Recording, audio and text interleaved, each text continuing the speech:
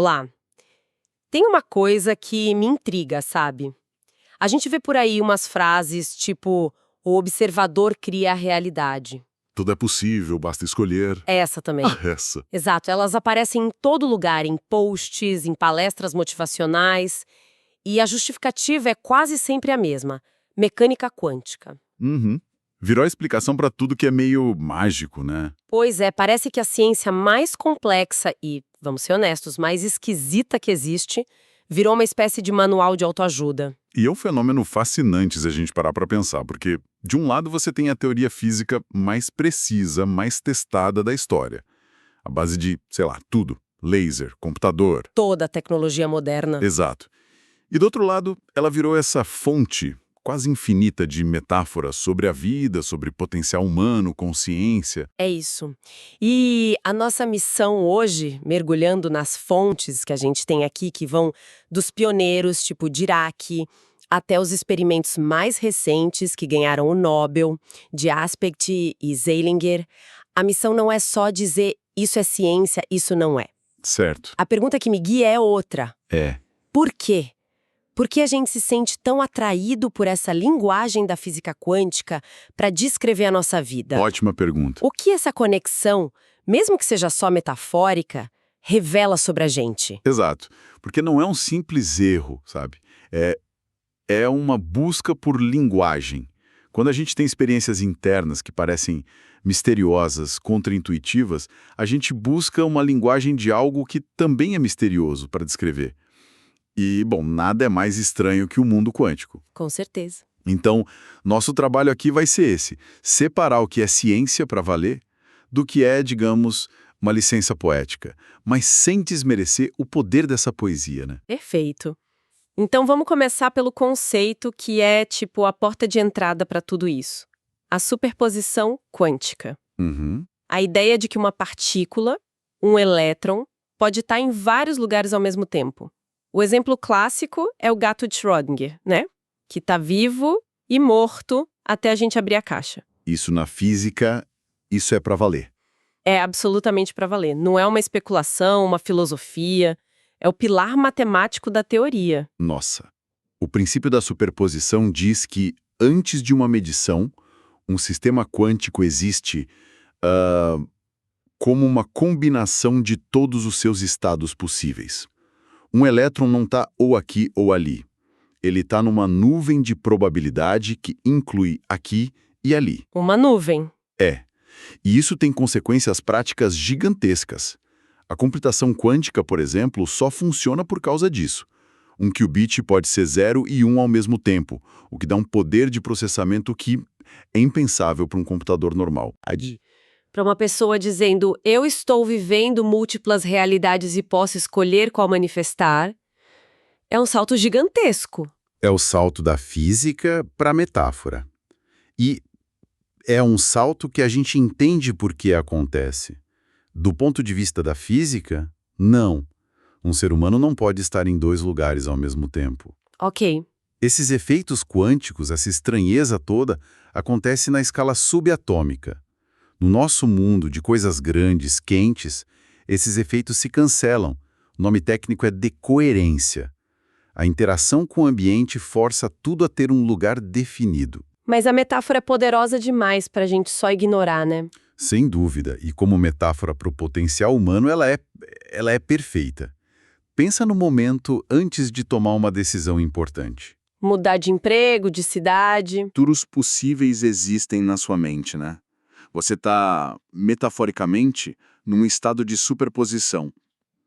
A escolha, o ato de decidir e agir, é isso que faz uma daquelas realidades virar a sua realidade. É uma ótima analogia. A metáfora pega o campo de potencial da física e aplica ao nosso campo de potencial psicológico. Exatamente. Ok, isso me leva direto para o passo seguinte do processo. O colapso da função de onda. Se a partícula está em vários estados, o que força ela a escolher um? Na cultura pop, a resposta é sempre a mesma: a consciência, o ato de olhar.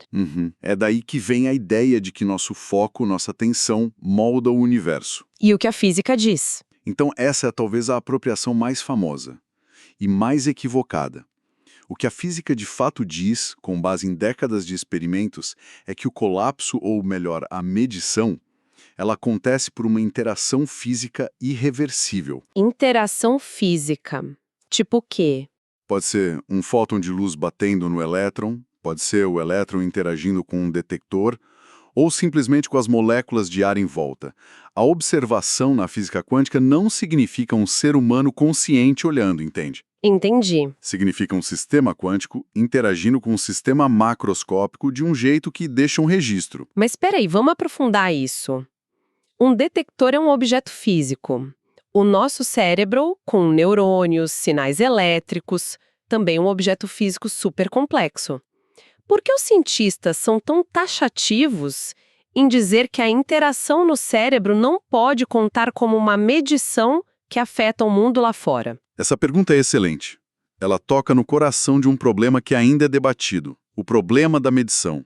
A resposta curta é: não existe nenhuma evidência. Nenhuma. Zero. Nenhum experimento jamais mostrou que a mente humana por si só consegue influenciar um sistema quântico externo sem um intermediário físico. Um detector desligado não registra nada, mesmo que a pessoa mais focada do mundo olhe para ele. Entendi. A interação tem que ser física. Precisa ser física. Agora, a questão mais profunda, se a consciência em si é um fenômeno quântico. Bom, aí é uma área de especulação fascinante. Mas ainda é filosofia, não física experimental comprovada. Certo. Então a ciência diz interação física. Mas a ideia de que o nosso foco transforma possibilidades em realidade, ela conversa muito com a nossa experiência, né? Quando eu foco num projeto, ele anda. Se eu ignoro, ele morre. E por isso a metáfora é tão útil. Eu diria que ela é até saudável. Funciona como um modelo mental poderoso para a responsabilidade pessoal. Como assim? O ato de observar a própria vida, de focar a atenção, a energia num objetivo. Simbolicamente, é o que transforma sonhos e potenciais à superposição em fatos concretos o estado colapsado. Ah, boa. Não é um evento físico, é um processo psicológico comportamental. A metáfora só nos dá uma linguagem elegante para descrever como intenção mais ação gera resultado. Ok. Então a ideia de um observador solitário moldando a realidade é mais metáfora. Mas e a conexão entre duas partículas? Aí a gente entra numa das ideias mais estranhas e comprovadas de todas, o emaranhamento quântico. A ação fantasmagórica à distância. Como o próprio Einstein chamou, né?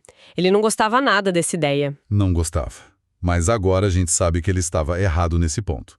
Os experimentos de Aspect, Clauser e Zeilinger, que renderam o Nobel de 2022, provaram, sem sombra de dúvida, o emaranhamento é real. E como funciona na prática? Você cria um par de partículas, tipo fótons, de um jeito que elas ficam intrinsecamente ligadas. Se você separa elas, mesmo que por milhares de quilômetros, e mede uma propriedade de uma, digamos o spin, você sabe instantaneamente qual vai ser o resultado na outra. Instantaneamente. Mais rápido que a luz. Parece que sim. E isso viola uma ideia que pra gente é senso comum. Algo que as fontes chamam de realismo local. Realismo local? Só um segundo. Isso é basicamente a nossa intuição de que as coisas só são influenciadas pelo que tá do lado delas, né?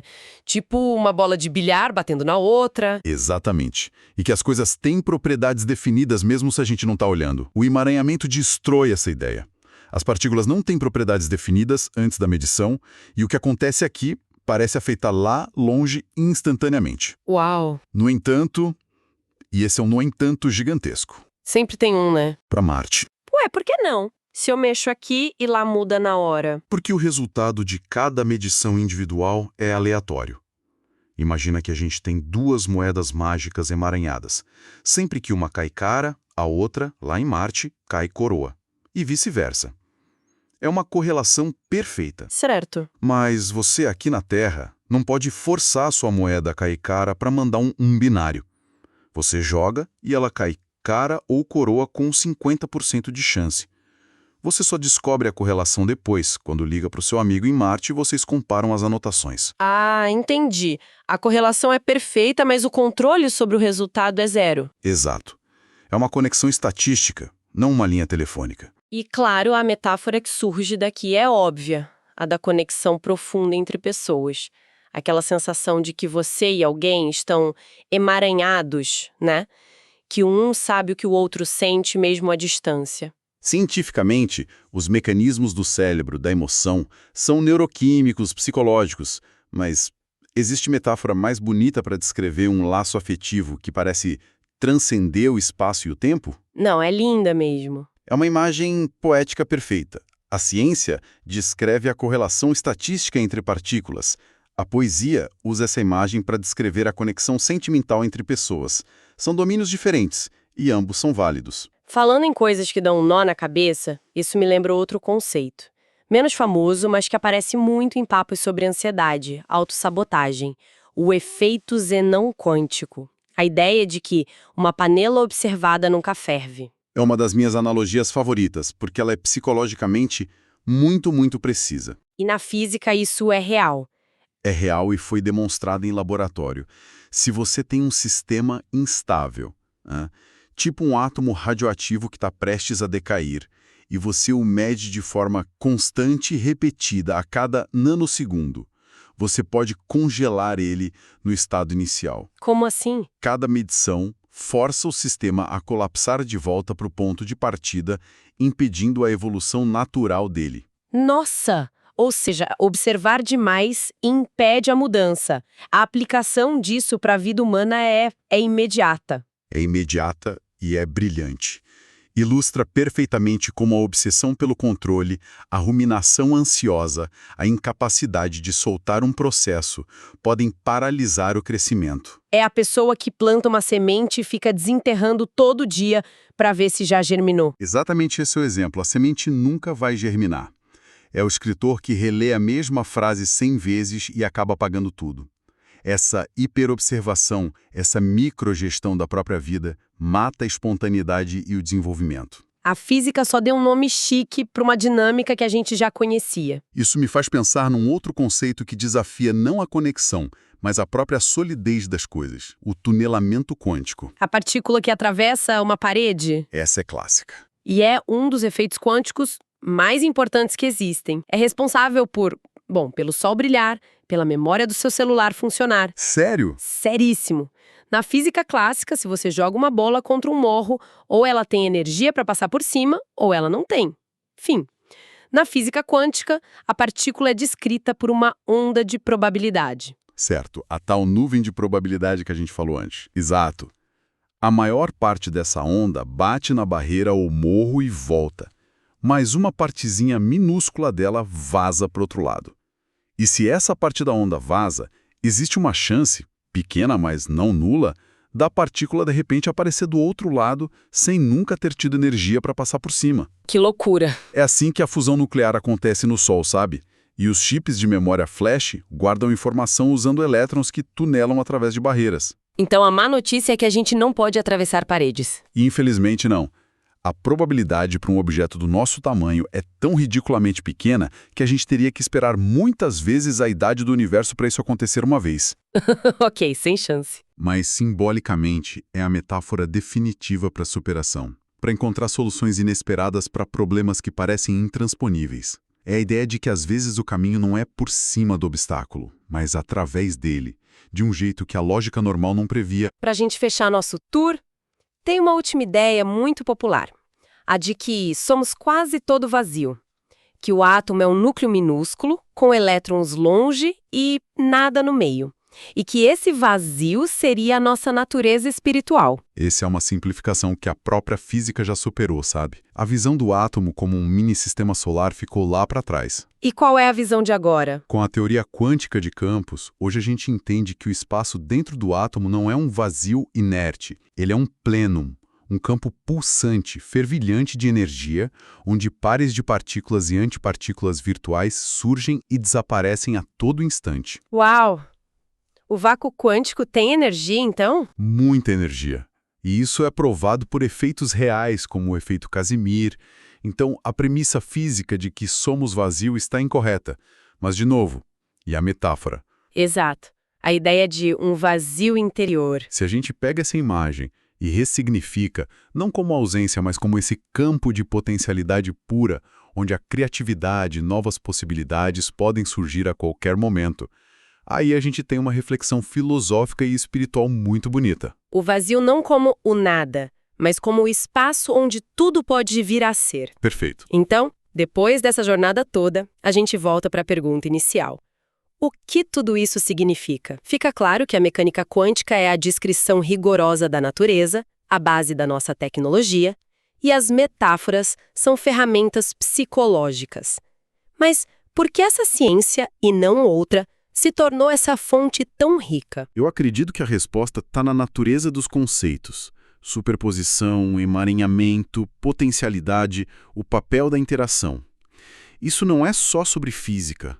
Toca em temas existenciais muito profundos da experiência humana, né? A natureza da escolha, a sensação de conexão. Os limites do controle, o potencial não realizado.